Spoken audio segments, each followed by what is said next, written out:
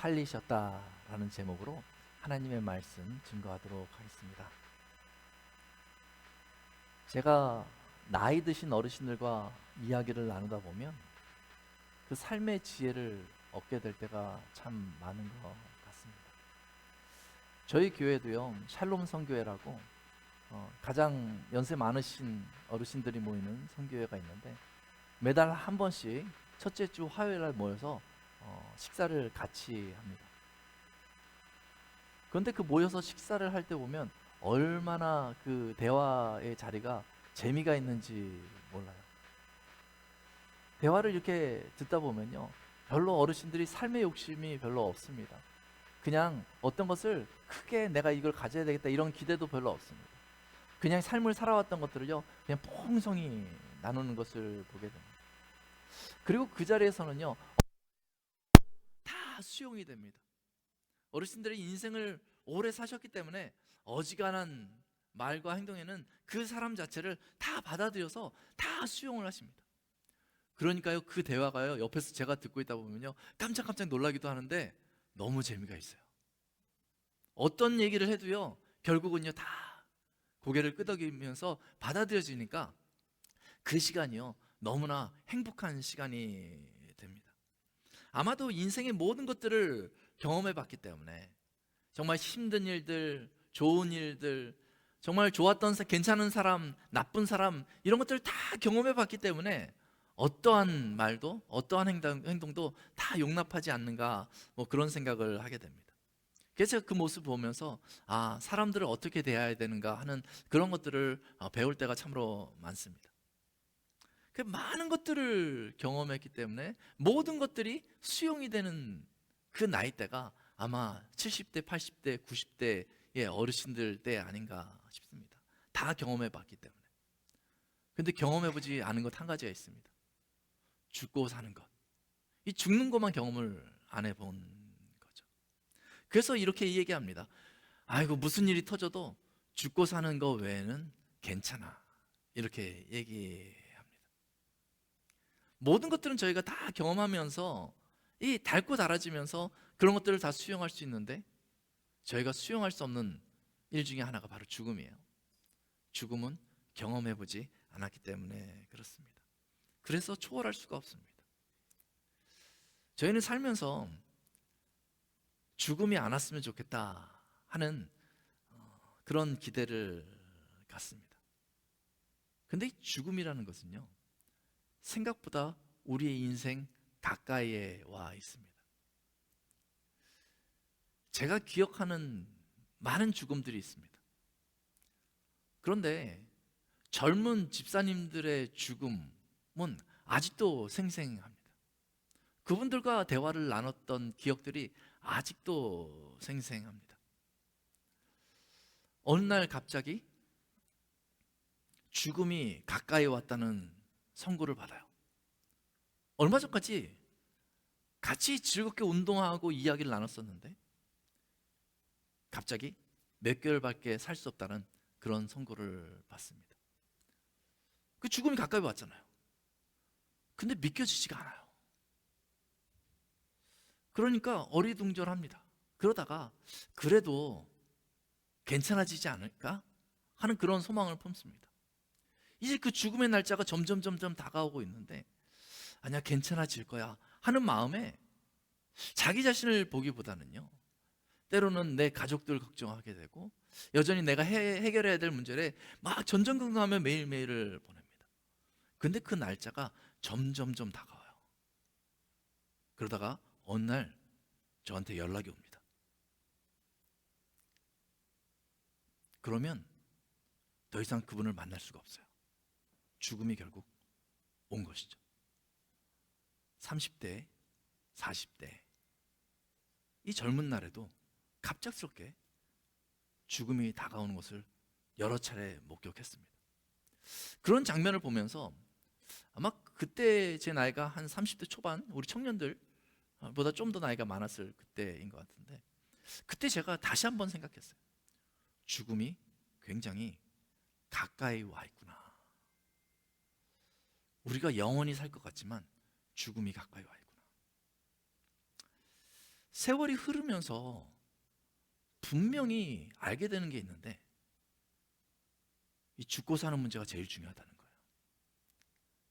다른 중요한 것들이 많이 있지만 그 모든 것들 중에서 가장 중요한 문제가 바로 죽고 사는 문제라는 거죠.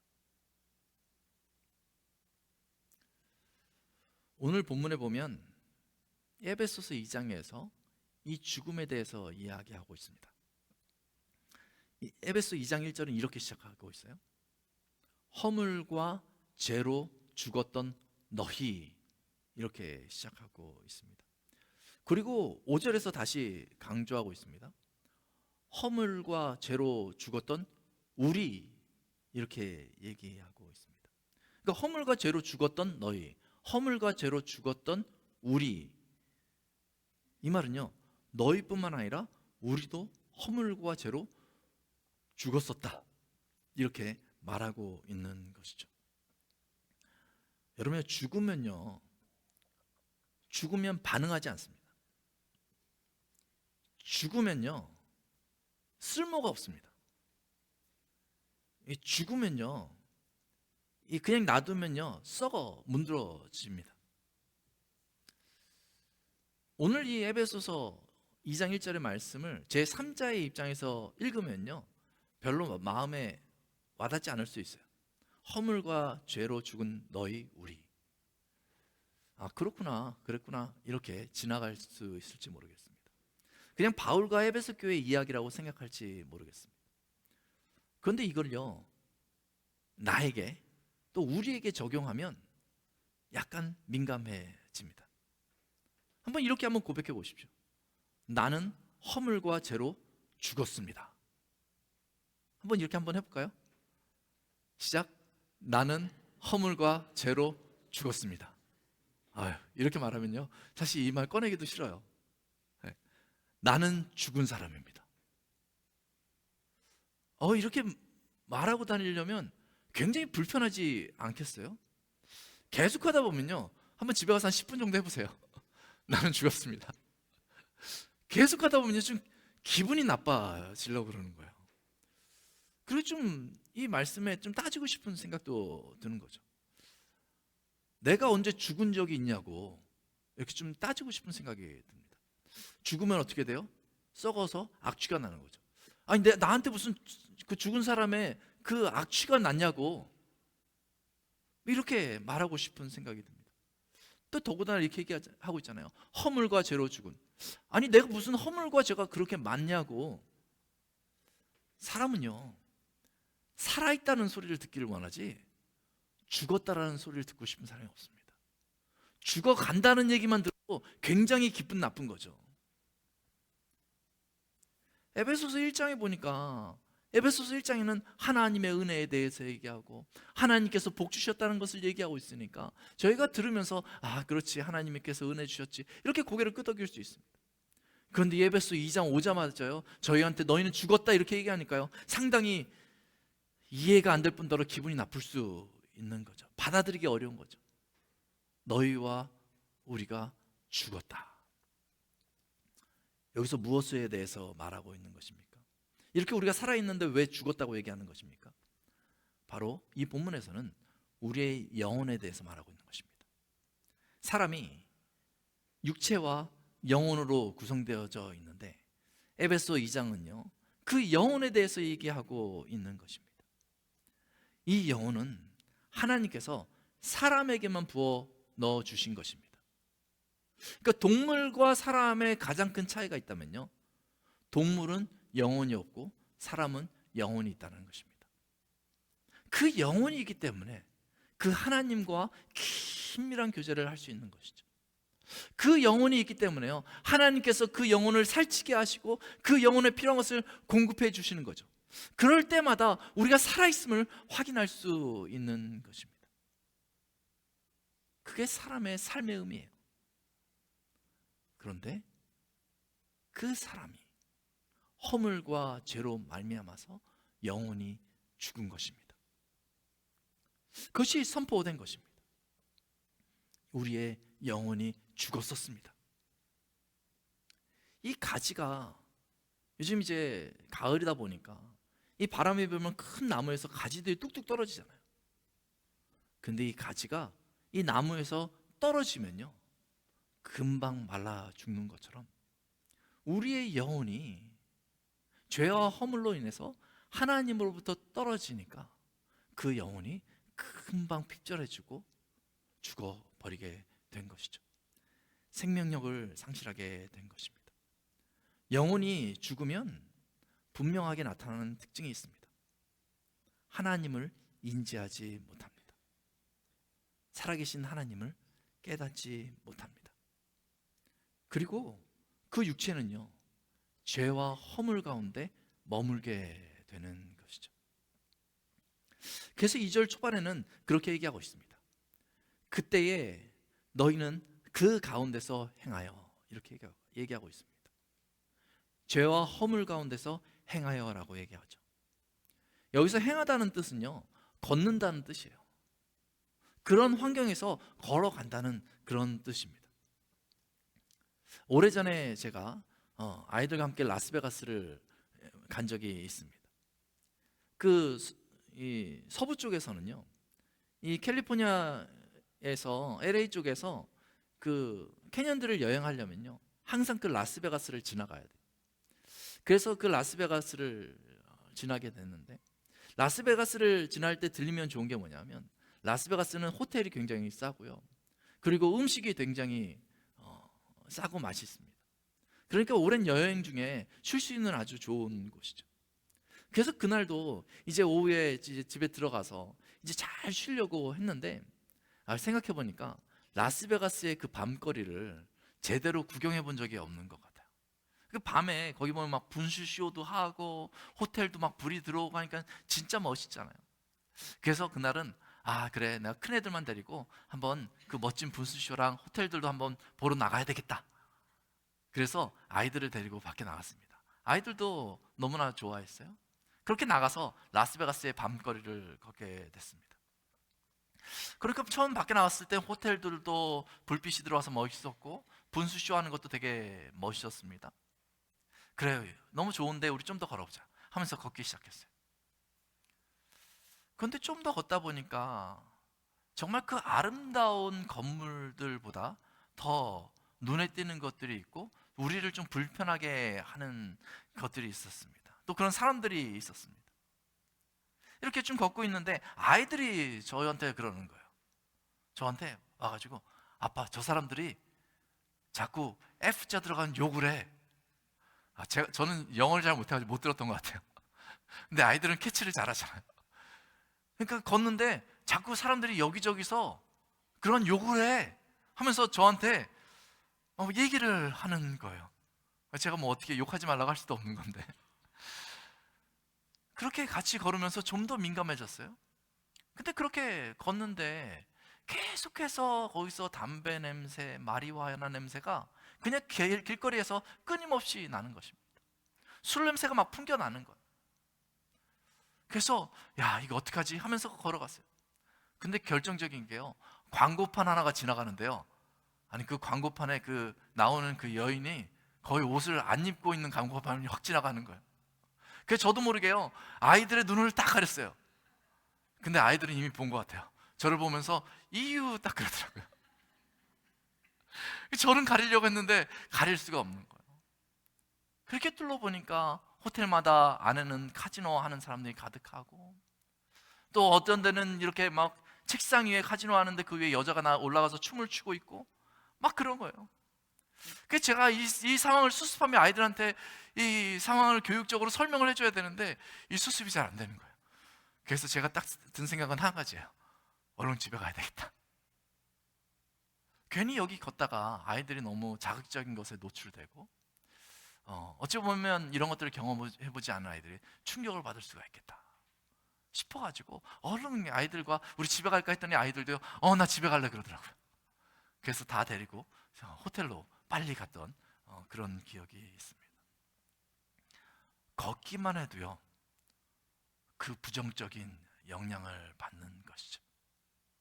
죄와 허물 가운데 있는 이 세상을 걷기만 해도 그 유혹 가운데 흔들릴 수 있는 게 바로 우리의 모습인 것이죠.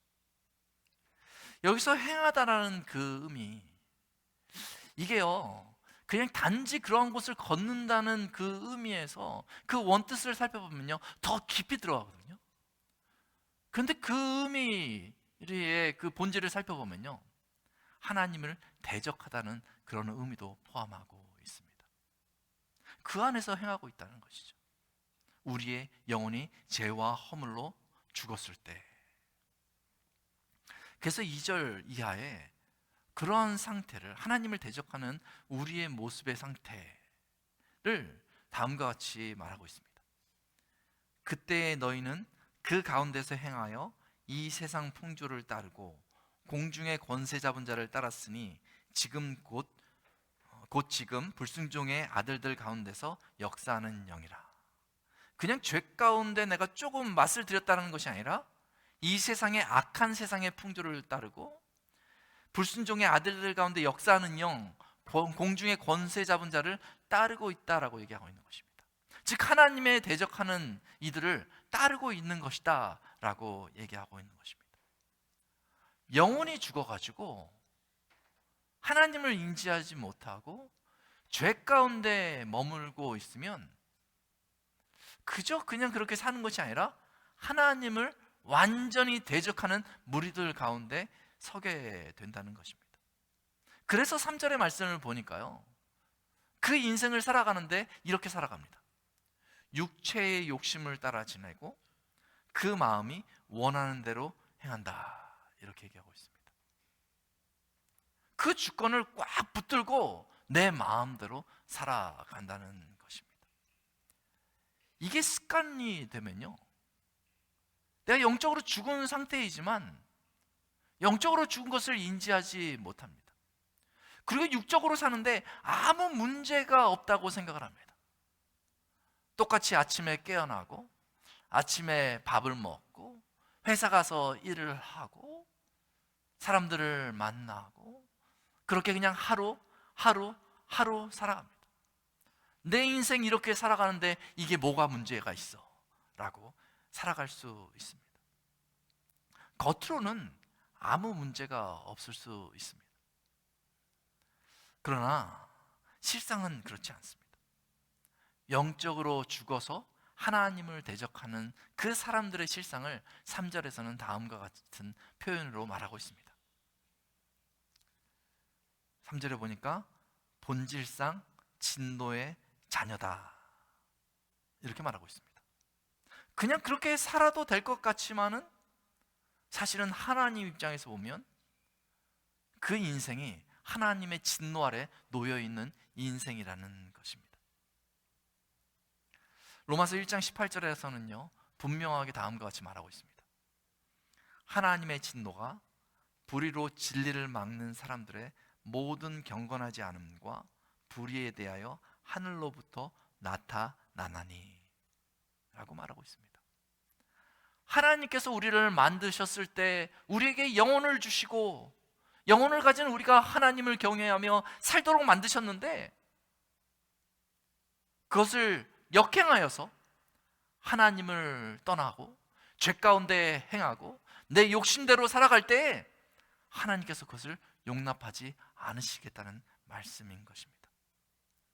우리의 인생이 하나님의 진노 아래 놓여 있다는 것, 우리가 어떻게 할 수 있습니까? 죽음이 다가온다는 사실로부터 그것을 알 수 있습니다. 죄의 삭은 사망이요라는 말씀처럼 믿기지 않지만은 인생의 죽음이 다가오고 있습니다. 죽음이 믿기지는 않지만 저와 여러분에게 다가오는 것처럼 죽음 뒤에는요 하나님의 진노의 심판이 사람들에게 있습니다. 그래서 죽음이 무서운 것입니다. 죽음이 그냥 마치 88열차에서 한번 뚝 떨어질 때 한번 참으면 그냥 싹 지나가는 거라면 좋겠죠. 죽은 다음에 그냥 아무것도 아무 느낌도 그냥 없어진다면 차라리 낫겠죠. 그러나 죽음 이후에 하나님의 심판이 있습니다. 그래서 죽음을 사람들이 두려워하는 것입니다. 죽음이 다가올 때 견딜 수 없는 공포 가운데 서게 되는 것입니다. 결국 영혼이 죽은 상태로 그대로 인생을 살아가면서 하나님을 향하여서 등 돌리고 그저 죄 가운데 살면서 하나님을 대적할 때 어느 시점에 죽음이 그 인생에 오게 되고 영혼뿐만 아니라 이 육체도 죽게 되고 하나님의 진노 앞에서 영벌을 받게 되는 것입니다. 누가 이렇게 되고 싶겠습니까? 죽은 다음에도 좀 괜찮은 상태였으면 좋겠지. 누가 이렇게 죽은 다음에도 심판을 받고 싶겠습니까? 죽은 다음에도 좀 더 괜찮고 싶으니까 근사한 무덤도 만들고 거기다 값비싼 비석도 세우고 막 그런 것 아니겠어요? 내 죽음을 스스로 돈을 들여가지고 준비하는 것 아니겠어요? 죽음 이후에도 그러한 고통을 당하고 싶은 사람은 없습니다. 인생살이도 참 힘이 드는데 죽음 이후에도 그 진노 가운데 서고 싶은 사람이 없습니다. 그런데 우리의 영혼이 죽어 있어서 자신의 상태를 파악하지 못하는 것입니다.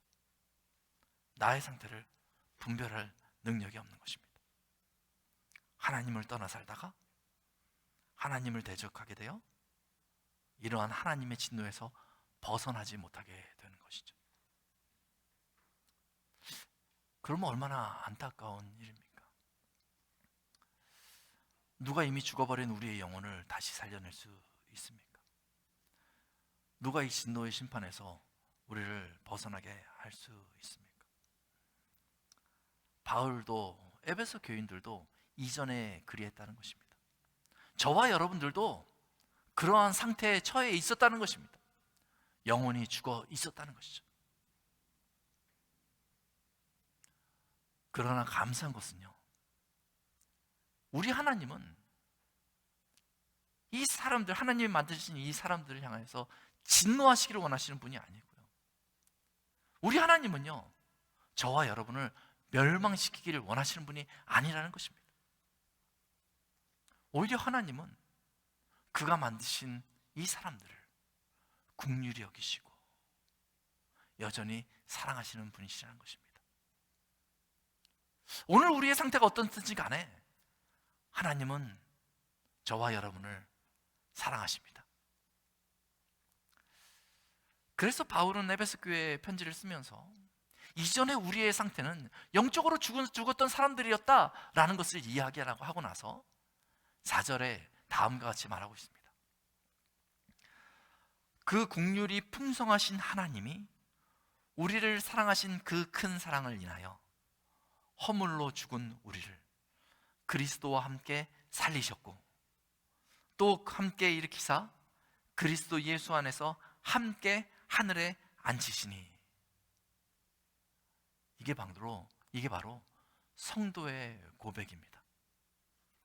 하나님이 그 큰 사랑으로 인해서 허물과 죄로 죽었던 우리의 영혼을 그리스도와 함께 살리셨다는 거죠. 뿐만 아닙니다. 더 나아가서요, 그리스도와 함께 일으키셔서 그리스도와 함께 앉히셨다는 거예요. 하나님, 예수 그리스도께서 지금 어디 계십니까? 하나님 우편에 계시잖아요. 그러니까 우리의 영혼을 살려서 그 우편을 두셨다는 것이죠. 그 이야기는 뭐냐면 하나님과 단절되었던 그 관계가 다시 회복되어졌다는 것이죠. 그 영혼이 살아나니까 이제는 영혼의 공급처인 하나님 앞에 탁 연결되었다는 것이죠. 영혼이 살아나서 하나님을 알게 되면 이제 그 행함이 달라지고 걷는 환경이 바뀌게 됩니다. 우리의 영혼이 죽었을 땐 어디서 걸었습니까?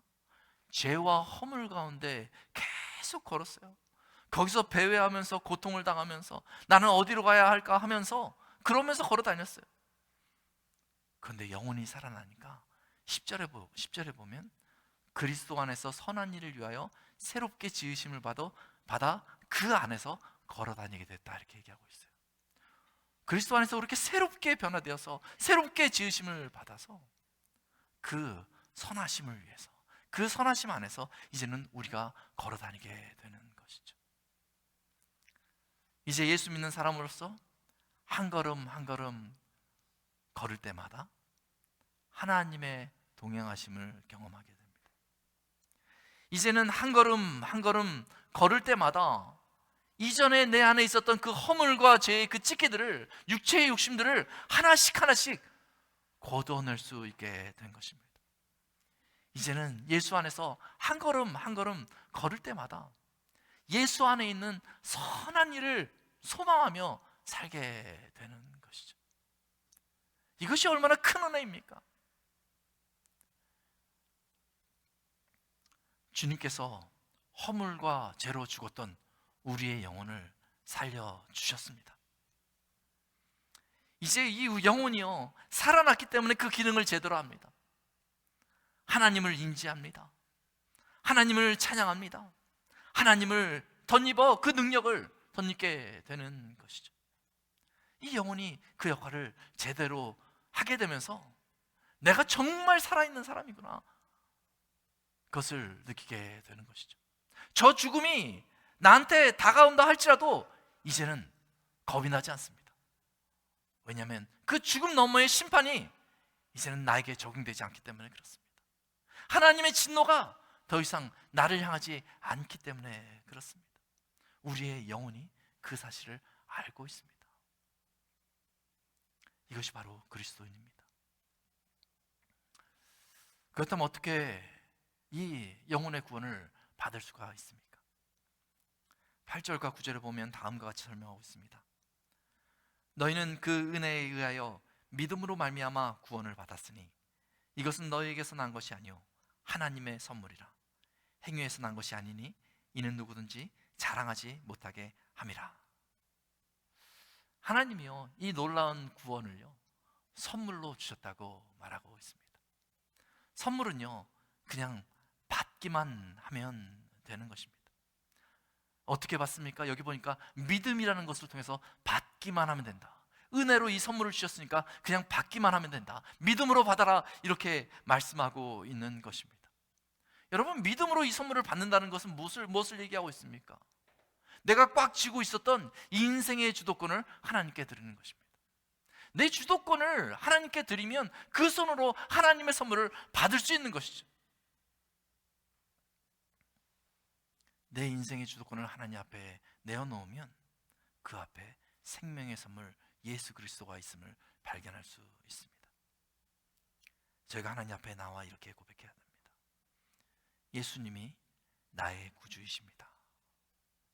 예수님이 나의 주인이십니다. 이 사실을요 여러분들이, 우리가 입으로 날마다 고백해야 됩니다. 이것을 내가 고백하지 않는 순간 나도 모르게 이 습관들이 나와서 내 인생의 주도권을 꽉 쥐려고 하는 거예요. 그러면 내 인생의 주도권을 내가 쥐는 순간 하나님을 인정하지 않게 되는 거예요. 그 순간 내 영혼은 다시 핍절하게 되는 것이죠. 그래서 고백해야 됩니다. 예수님이 나의 구주이십니다. 예수님이 나의 주인이십니다. 계속해서 이것을 고백해 보십시오. 그러면 나도 모르게 내 영혼이 살아나는 것을 경험하게 되는 것입니다.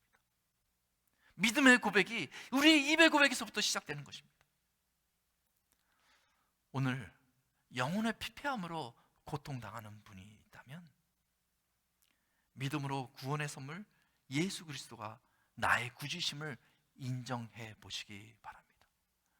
그리고 그 주도권을 내어주십시오. 그때 하나님께서 우리의 영혼을 다시 풍성하게 먹여주실 것입니다. 이것이 복음이며 우리 믿는 사람들의 신앙의 간증입니다. 그 은혜를 날마다 누리며 사시는 여러분들 되시길 예수님의 이름으로 축원합니다. 우리 시간에 같이 말씀을 생각하면서 찬양을 했으면 좋겠는데요, 우리 찬양팀 나오시고요, 은혜 아니면이라는 찬양하겠습니다. 어둠 속에서 헤매이던 내 영혼, 갈 길 몰라 방황할 때 주의 십자가 영광의 그 빛이 나를 향해 비춰 주셨네. 그 사랑 생각하면서 우리 다 같이 일어나셔서 우리의 은혜 아니며 찬양하겠습니다.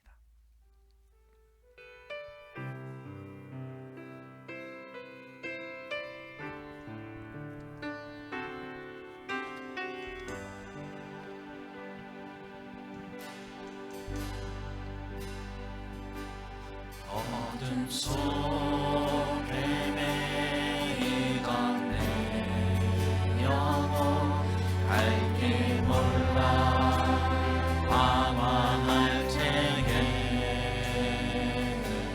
주의 십자가 영광의 그 빛이 나를 향해 비추어 주셨네. 주홍빛보다 더 붉은 내 죄 그리스도의 피로 씻기어 완전한 사랑 주님의 은혜로 새 생명 주께 얻었네.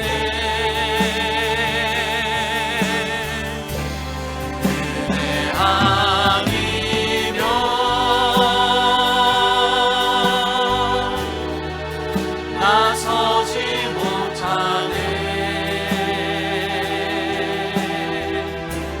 십자가의 그 사랑 능력 아니면 나서지 못하네.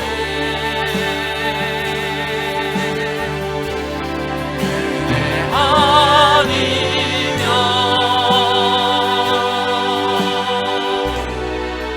나서지 못하네.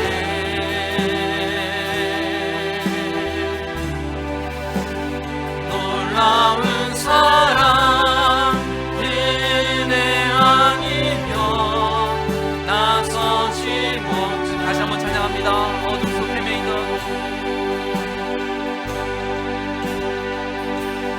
어둠 속 헤매이던 내 영혼 알게 몰라 방황할 때에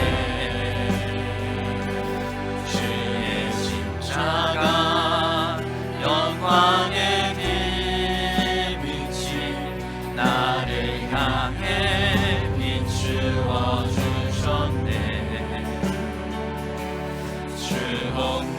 주홍빛보다 더 붉은 내 죄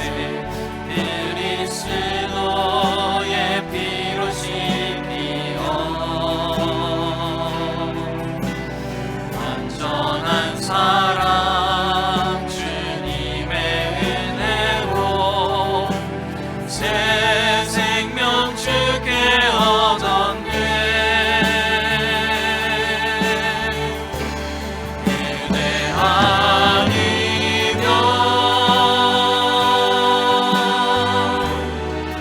나서지 못하네.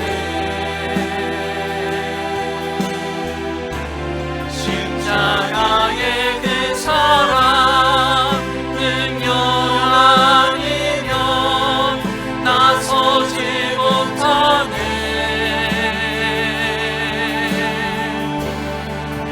은혜 아니면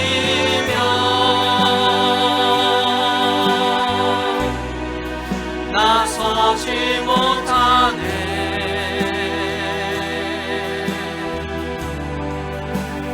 놀라운 사랑 은혜 아니면 나서지 못하네. 우리 시간에 같이 한번 기도했으면 좋겠습니다. 정말 우리의 영혼의 상태를 한번 돌아보면서 기도했으면 좋겠습니다. 혹시 내가 내 인생의 주도권을 꽉 붙들고 있기 때문에 오늘 고난당하는